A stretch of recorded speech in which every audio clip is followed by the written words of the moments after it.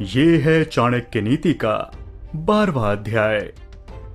वह गृहस्थ भगवान की कृपा को पा चुका है, जिसके घर में आनंददायी वातावरण है, जिसके बच्चे गुणी हैं, जिसकी पत्नी मधुर वाणी बोलती है, जिसके पास अपनी जरूरतें पूरा करने के लिए पर्याप्त धन है, जो अपनी पत्नी से सुखपूर्ण संबंध रखता है, जिसके नौकर उसका कहा मानते हैं, जिसके घर में मेहमान का स्वागत किया जाता है, जिसके घर में मंगलदायी भगवान की पूजा रोज की जाती है, जहां स्वाद भरा भोजन और पान किया जाता है, जिसे भगवान के भक्तों की संगति में आनंद आता है, जो एक संकट का सामना करने वाले ब्राह्मण को भक्ति भाव से अल्पदान देता है, उसके बदले में उसे विपुल लाभ होता है।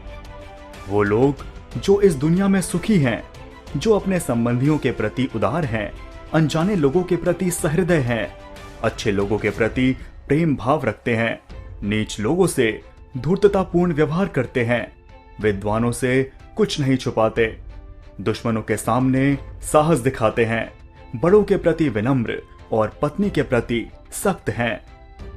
अरे लोमड़ी, उस व्यक्ति के शरीर को तुरंत छोड़ दे जिसके हाथों ने कोई दान नहीं किया, जिसके कानों ने कोई विद्या ग्रहण नहीं की, जिसके आंखों ने भगवान का सच्चा भक्त नहीं देखा, जिसके पांव कभी तीर्थ क्षेत्रों में नहीं गए, जिसने अधर्म के मार्ग से कमाए हुए धन से अपना पेट भरा और जिसने बिना मतलब ही अपना सर ऊंचा उठा रखा है। अरे लोमड़ी, उसे मत खा, नहीं तो तू दूषित हो जाएगी। धिक्कार है उन्हें जिन्हें भगवान श्री कृष्ण, जो मां यशोदा के लाडले हैं, उनके चरण कमलों में कोई भक्ति नहीं दिखी। मृदंग की ध्वनि ऐसे लोगों का धिक्कार करती है। बसंत ऋतु क्या करेगी यदि बांस पर पत्ते नहीं आते? सूर्य का क्या दोष यदि उल्लू दिन में देख नहीं सकता?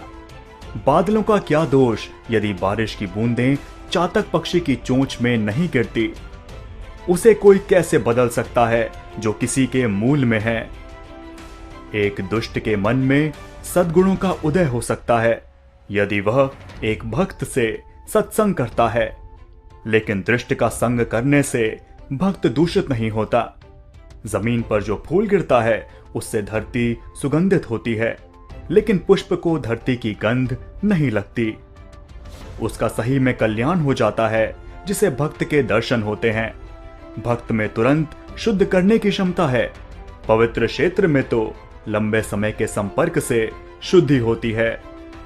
एक अजनबी ने एक ब्राह्मण से पूछा, बताइए इस शहर में महान क्या है? ब्राह्मण ने जवाब दिया कि खजूर के पेड़ का समूह महान है। अजनबी ने सवाल किया कि यहाँ दानी कौन है? जवाब मिला कि वह धोबी जो सुबह कपड़े ले जाता है और शाम को लौटाता है। प्रश्न हुआ, यहाँ सबसे काबिल कौन है? जवाब मिला, यहाँ हर कोई दूसरे का द्रव्य और दारा हरण करने में काबिल है। प्रश्न हुआ कि आप ऐसी जगह कैसे रह सकते हैं? जवाब मिला कि जैसे एक कीड़ा एक दुर्गंध युक्त जगह पर रहता है। वह घर जहां ब्राह्मणों के चरण कमल को धोया नहीं जाता, जहां वैदिक मंत्रों का जोर से उच्चारण नहीं होता और जहां भगवान को और पितरों को भोग नहीं लगाया जाता, वह घर एक शमशान है। सत्य मेरी माता है, आध्यात्मिक ज्ञान मेरा पिता है, धर्माचरण मेरा बंधु है, दया मेरा मित्र है और भीतर की शांति मेरी पत्नी है, क्षमा मेरा पुत्र है। मेरे परिवार में ये 6 लोग हैं। हमारे शरीर नश्वर हैं, धन में तो कोई स्थायी भाव नहीं है, मृत्यु हरदम हमारे निकट है, इसीलिए हमें तुरंत पुण्य कर्म करने चाहिए। ब्राह्मणों को स्वादिष्ट भोजन में आनंद आता है, गायों को ताजी कोमल घास खाने में, पत्नी को पति के सानिध्य में और क्षत्रियों को युद्ध में आनंद आता है। जो दूसरे की पत्नी को अपनी माता मानता है, दूसरे के धन को मिट्टी का ढेला, दूसरे के सुख दुख को अपने सुख दुख, उसी को सही दृष्टि प्राप्त है और वही विद्वान है। भगवान राम में ये सब गुण हैं।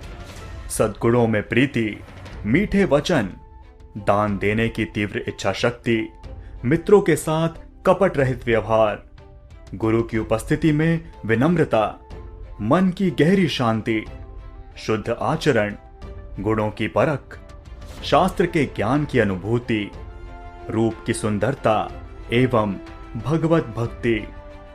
कल्पतरु तो एक लड़की ही है, सुवर्ण का सुमेर पर्वत तो निश्चल है, चिंतामणि तो एक पत्थर है, सूर्य में ताप है, चंद्रमा तो घटता बढ़ता रहता है, अमर्याद समुद्र तो खारा है, कामदेव का तो शरीर ही जल गया, महाराज बलि तो राक्षस कुल में पैदा हुए, कामधेनु तो पशु ही हैं, और भगवान राम के समान कौन है। विद्या सफर में हमारा मित्र है, पत्नी घर पर मित्र है, औषधि रुग्ण व्यक्ति की मित्र है, मरते वक्त तो पुण्य कर्म ही मित्र है। राज परिवारों से शिष्टाचार सीखो, पंडितों से बोलने की कला सीखो, जुआरियों से झूठ बोलना सीखो, और एक औरत से छल सीखो। बिना सोचे समझे खर्च करने वाला, नटखट बच्चा जिसे अपना घर नहीं, झगड़े पर आमदा आदमी, अपनी पत्नी को दुर्लक्षित करने वाला जो अपने आचरण पर ध्यान नहीं देता है, ये सब लोग जल्दी ही बर्बाद हो जाएंगे। एक विद्वान व्यक्ति को अपने भोजन की चिंता नहीं करनी चाहिए, उसे सिर्फ अपने धर्म को निभाने की चिंता होनी चाहिए। हर व्यक्ति का भोजन पर जन्म से ही अधिकार है। जिसे दौलत, अनाज और विद्या अर्जित करने में और भोजन करने में शर्म नहीं आती, वह सुखी रहता है। बूंद बूंद से सागर बनता है, इसी तरह बूंद बूंद से ज्ञान, गुण और संपत्ति प्राप्त होती है। जो व्यक्ति अपने बुढ़ापे में भी मूर्ख है, वह सचमुच ही मूर्ख है। उसी प्रकार जिस प्रकार इंद्र वरुण का फल कितना भी पके मीठा नहीं होता। तो दोस्तों, ये था चाणक्य नीति का 12वां अध्याय।